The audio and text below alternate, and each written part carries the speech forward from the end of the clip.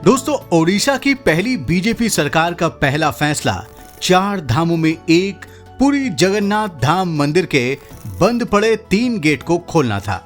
ये तीनों द्वार कोविड महामारी के बाद 5 साल से बंद थे।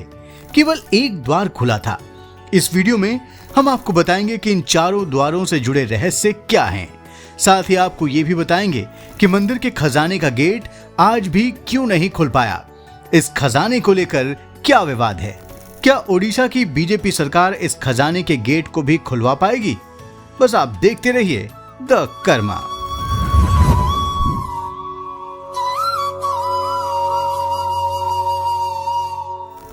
दोस्तों, ओडिशा विधानसभा चुनाव में बीजेपी ने अपने संकल्प पत्र में वादा किया था कि अगर राज्य में उनकी सरकार बनी तो 6 घंटे के अंदर जगन्नाथ मंदिर के बंद पड़े 3 गेट को खोलने का फैसला ले लिया जाएगा।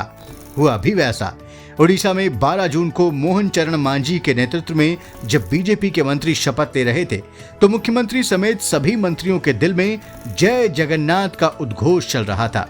मंत्रिपरिषद के गठन के तुरंत बाद कैबिनेट की पहली बैठक हुई और भगवान जगन्नाथ मंदिर के 4 गेट में बंद पड़े 3 गेटों को खोलने का प्रस्ताव पास कर दिया गया और दूसरे दिन सुबह ही मंदिर के ये बंद तीनों गेट खोल दिए गए। इस दौरान मुख्यमंत्री मोहन चरण मांझी ने भगवान जगन्नाथ की विधिवत पूजा की। गेट खुलने के दौरान बालासोर के सांसद प्रताप चंद्र सारंगी और अन्य मंत्री भी मौजूद रहे। दोस्तों, इन 3 गेटों के खुलने के बाद लोगों के मन में एक और उम्मीद जग गई है। वो उम्मीद जगन्नाथ मंदिर के खजाने के गेट को लेकर है। लोगों को विश्वास है कि बीजेपी की सरकार आने के बाद खजाने के गेट को खोलने को लेकर जो सस्पेंस है उसका सच भी सामने आ जाएगा। दोस्तों, जगन्नाथ मंदिर के 4 द्वार और खजाने के द्वार को लेकर कई रहस्यमय तथ्य हैं। पहले आपको मंदिर के 4 द्वार के बारे में बताते हैं। दोस्तों, भगवान जगन्नाथ मंदिर की बाहरी दीवार पर भक्तों के प्रवेश के लिए 4 दिशाओं में 4 द्वार हैं।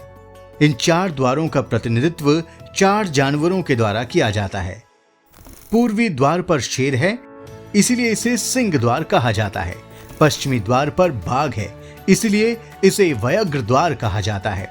दक्षिणी द्वार पर घोड़ा है, इसलिए इसे अश्व द्वार कहा जाता है। और उत्तरी द्वार पर हाथी है, इसलिए इसे हस्ती द्वार कहा जाता है। सिंह द्वार पर 2 शेरों की मूर्तियां हैं जो झुकी हुई मुद्रा में है। शेर 4 पुरुषार्थों धर्म, अर्थ, काम और मोक्ष में मोक्ष का प्रतीक माना जाता है। इसलिए कहा जाता है कि यदि आप इस द्वार से मंदिर में प्रवेश करते हैं तो आपको मोक्ष मिलता है। सिंह द्वार पर काशी विश्वनाथ, गौड़ीय नृसिंह और भाग्य हनुमान जी की मूर्तियां भी हैं। व्याघ्र द्वार पर बाघों की मूर्ति है। बाघ धर्म का प्रतीक है। इस द्वार से प्रवेश करने वाले भक्त धर्म के मार्ग पर चलते हैं और धर्म के पथ पर चलते हुए परम पद को प्राप्त करते हैं। इस द्वार पर रामेश्वर, निशा नरसिंह और वीर विक्रम हनुमान जी की मूर्तियां भी हैं। अश्व द्वार पर घोड़े की मूर्तियां हैं। घोड़े को काम या वासना का प्रतीक माना जाता है। इस द्वार से प्रवेश करते समय आपको वासना की भावना का त्याग करना होता है। यहाँ पर भी भगवान शिव, हनुमान जी समेत कई देवताओं की प्रतिमाएं मौजूद हैं। हस्ती द्वार के दोनों ओर हाथी की एक विशाल आकृति थी, जिसके बारे में कहा जाता है कि मुस्लिम आक्रांताओं के आक्रमण के दौरान इसे तोड़ दिया गया था। इसके बाद इन आकृतियों की मरम्मत की गई। यहाँ पर भी लोकनाथ, ईशानेश्वर, परशुनाथ, धबलेश्वर, लक्ष्मी नरसिंह और तपस्वी हनुमान जी की प्रतिमाएं मौजूद हैं। ऐसी मान्यता है कि इन 4 द्वार के मार्ग ही 4 तरीके हैं जिनके द्वारा कोई भी व्यक्ति परमात्मा तक पहुंच सकता है। इन द्वारों की पूजा करना भी मंदिर के दैनिक अनुष्ठान और सेवाओं का एक हिस्सा है। कुछ विद्वानों का मानना है कि भगवान जगन्नाथ सम्राट होने के नाते अपने शाही निवास में रहते हैं। ये निवास 4 दिशाओं में 4 द्वार वाला एक किला है और सिंह द्वार, अश्व द्वार, व्याघ्र द्वार और हस्ती द्वार क्रमशः श्री जगन्नाथ जी की शक्ति, सैन्य कौशल, ऊर्जा और समृद्धि का प्रतिनिधित्व करते हैं। दोस्तों, ये तो हुई 4 द्वार की बात। अब आपको भगवान जगन्नाथ के मंदिर के खजाने और उसके गेट के रहस्य के बारे में बताते हैं।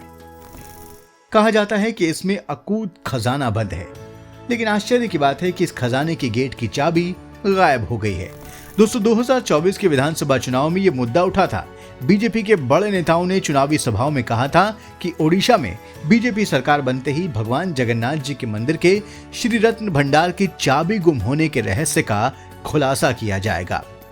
बीजेपी नेताओं ने जिस रत्न भंडार का जिक्र किया था वो मंदिर में भगवान जगन्नाथ के चरणों के नीचे बना एक तहखाना है। इस तहखाने में भगवान जगन्नाथ, बलभद्र और देवी सुभद्रा के कीमती आभूषण और खाने पीने के कीमती बर्तन रखे हुए हैं।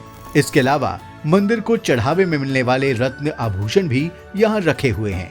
ये आभूषण तब से मंदिर में रखे हैं जब 12वीं सदी में इस मंदिर का निर्माण हुआ था। सदियों से पुरी का राज परिवार और भक्त मंदिर में कीमती रत्न, गहने और अन्य चीजें भेंट करते हुए आए हैं।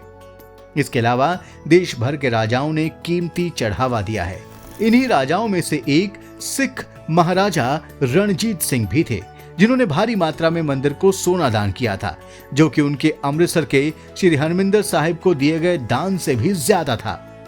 ये खजाने तहखाने के 2 कमरों में रखे हैं। हर साल भगवान जगन्नाथ की प्रसिद्ध रथ यात्रा और दूसरे त्योहारों के दौरान भगवान की पोशाक और दूसरे आभूषणों के लिए खजाने का बाहरी कमरा खोला जाता है, लेकिन अंदर वाला दूसरा कमरा कई दशकों से नहीं खुला है।